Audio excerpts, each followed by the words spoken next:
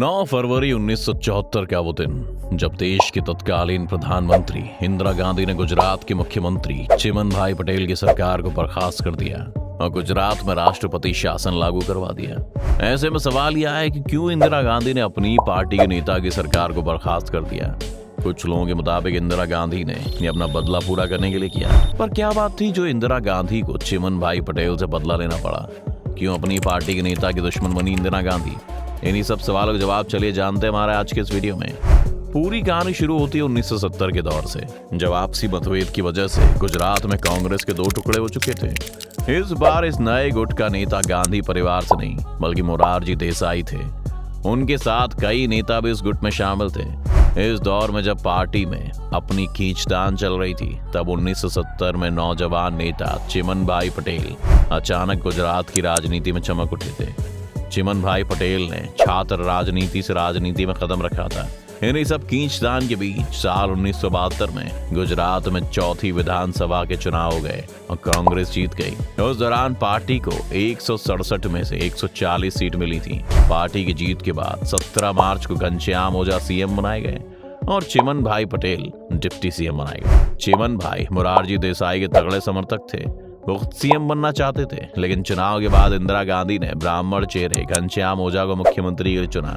हालांकि घनश्याम ओझा इंदिरा गांधी की पहली पसंद थे, लेकिन विधायकों का समर्थन घनश्याम ओझा को हासिल नहीं था। यानी कि अगर हम कहें तो चिमन भाई और गुजरात के विधायक दोनों ही घनश्याम ओझा से खुश नहीं थे, तो ये गलत नहीं हो गया। चिमन भाई और उनके समर्थकों ने ओझा को 15 महीनों के लिए जेला, लेकिन जब उनके सब्र का बांध टूट गया तब सभी ने विरोध कर दिया। इस विरोध के बाद अब चिमन भाई को अपना मुख्यमंत्री बनने का सपना पूरा करना था, जो पिछली बार पूरा नहीं हो पाया था। लेकिन जून 1973 में चिमन भाई पटेल के समर्थन में महज 70 विधायक थे और विधानसभा की सीट 168 सदस्यों की थी। ऐसे में सरकार बनाने के लिए उनके पास जरूरत भर के विधायक नहीं थे। उस दौर में चिमन भाई खुद मुख्यमंत्री की दौड़ में होने के बावजूद समर्थक विधायकों की संख्या कम होने से परेशान थे।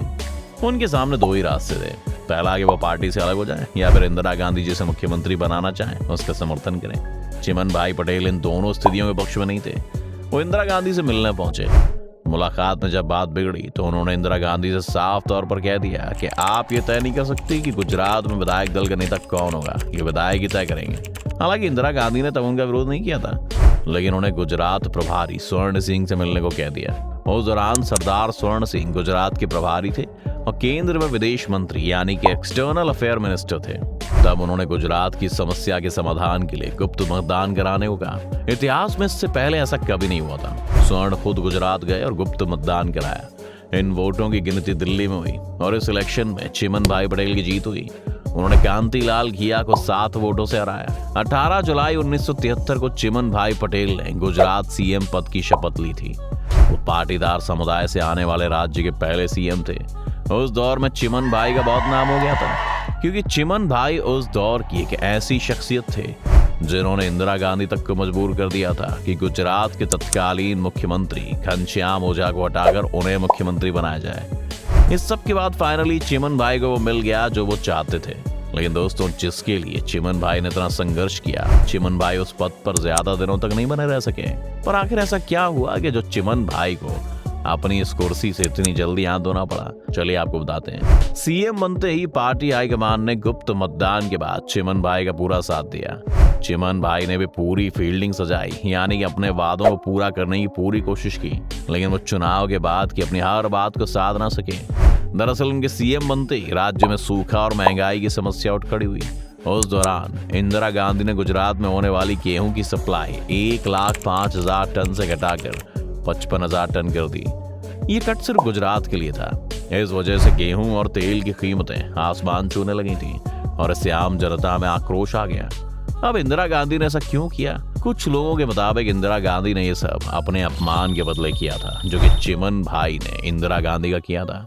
इन सब की वजह से ही चिमन भाई पटेल के राजनीति के दौर में मुश्किलें आने लगी। साल 1973 में दिसंबर का महीना चल रहा था। अहमदाबाद के लाल भाई दलपत भाई इंजीनियरिंग कॉलेज की हॉस्टल मेस की फीस अचानक से 20% का इजाफा हो गया। उसमें महंगाई के बीच मेस का एक महीने का बिल 70 रुपए से बढ़ाकर 100 रुपए कर दिया गया। साथ ही सरकार ने मजबूर होकर छात्र हॉस्टल के मेस में सब्सिडाइज्ड गेहूं को बंद कर दिया। इसके अलावा मूंगफली का तेल 7 रुपए से बढ़कर 9.50 रुपए प्रति लीटर कर दिया गया, जिससे आम जनता में और भी गुस्सा आ गया। आम जनता के साथ साथ छात्र भी सरकार के इन सब फैसलों से नाराज थे। फिर क्या था, छात्रों ने इस फैसले के खिलाफ धरना शुरू कर दिया। सरकार से जब कोई हल नहीं निकला तो गुजरात यूनिवर्सिटी में भी ऐसा ही एक प्रदर्शन शुरू हो गया। प्रदर्शन के दौरान पुलिस और छात्रों के बीच झड़प हुई। 7 जनवरी को छात्र आमरण अनशन पर बैठ गए थे। छात्रों का आंदोलन पूरे राज्य में फैल गया था। मंत्रियों के घरों तक इस्तीफे के लिए मार्च होने लगे थे, क्योंकि जनता पहले से हर चीज के लिए परेशान हो रही थी। इसलिए जैसे ही छात्र इससे जुड़े, धीरे धीरे इस आंदोलन में और भी लोग जुड़ने लगे। बाद में उसमें टीचर्स और वकील भी जुड़ते गए। इसके बाद आंदोलनकारियों द्वारा एक समिति की स्थापना की गई, जिसका नाम था नव निर्माण युवक समिति। और फिर नव निर्माण युवक समिति ने मुख्यमंत्री का इस्तीफा मांगना शुरू किया। 25 जनवरी को पूरे गुजरात में पुलिस और छात्रों के बीच झड़पें हुई। स्थिति बिगड़ने पर सेना को बुलाया गया। हालात बेकाबू होते देख प्रधानमंत्री इंदिरा गांधी ने चिमन भाई पटेल से 9 फरवरी को इस्तीफा ले लिया। फरवरी 1974 में इंदिरा ने चिमन भाई पटेल सरकार को बर्खास्त करके राष्ट्रपति शासन लागू कर दिया। इस तरह से इंदिरा गांधी ने गुजरात की सरकार को बर्खास्त करके अपना बदला ले लिया। दोस्तों, क्या लगता है आपको कि अगर उन दिनों इंदिरा गांधी गेहूं की सप्लाई कम नहीं करती तो क्या चिमन भाई पटेल के साथ ये सब होता? हमें हमारे कमेंट सेक्शन में जरूर बताइएगा। कहते हैं कि चिमन भाई पटेल के इस्तीफे के पीछे आंदोलन के साथ साथ कुछ और भी वजहें थी।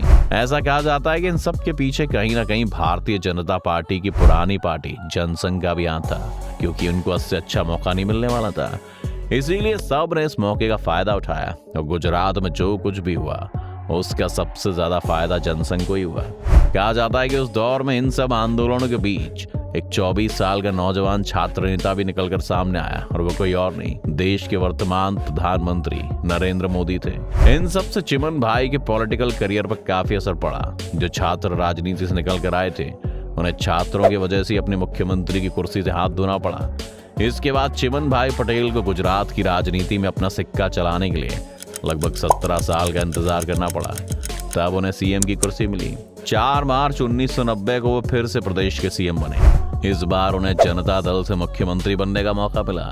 उनकी सरकार को तब बीजेपी का समर्थन था। अक्टूबर के आखिरी में बीजेपी ने समर्थन वापस ले लिया। चिमन भाई पटेल ने कांग्रेस के समर्थन से सरकार बचा ली। वे दूसरे कार्यकाल में 3 साल 350 दिन तक मुख्यमंत्री रहे। 17 फरवरी 1994 को अचानक से चिमन भाई पटेल की मौत हो गई। भले ही चिमन भाई पटेल पहली बार में कुछ खास कमाल नहीं दिखा पाए, लेकिन दूसरी बार चिमन भाई पटेल ने गुजरात में अपनी छाप भी छोड़ी और साथ में गुजरात के लिए काम भी किया। चिमन भाई पटेल जब दूसरी बार मुख्यमंत्री बने तो उन्होंने इस कार्यकाल में बड़े काम किए। नर्मदा को गुजरात की लाइफलाइन मानते हुए सरदार सरोवर प्रोजेक्ट को पूरा करवाने का काम किया। इतना ही नहीं, चिमन भाई पटेल हिंदुस्तान के पहले मुख्यमंत्री हैं जिन्होंने गौ हत्या पर कानून बनाकर बैन लगाया था। चिमन भाई पटेल ने हिंदू और जैन त्योहारों पर मीट की बिक्री रुकवाई थी। उनके कार्यकाल में गुजरात के बंदरगाहों, रिफाइनरी और पावर प्लांटों में प्राइवेट कंपनियों के साथ साझेदारी शुरू हुई, जो आगे चलकर बड़ा मॉडल बनी। चिमन भाई के प्रशंसक आज भी उनके समाधि स्थल नर्मदा घाट जाते हैं। तो दोस्तों, ये थी गुजरात की राजनीति पूरी दास्तान कि किस तरह से इंदिरा गांधी ने गुजरात के तत्कालीन मुख्यमंत्री चिमन भाई से उनकी सरकार छीन ली। गुजरात की राजनीति में एक किस्सा हमेशा याद किया जाता है। तो दोस्तों, आज की वीडियो में बस इतना ही। उम्मीद है आपको आज का वीडियो पसंद आया हो। अगर पसंद आया तो वीडियो को लाइक करें, और अगर आप इस चैनल पर नए हैं तो जाने से पहले से सब्सक्राइब करना भी ना भूलें।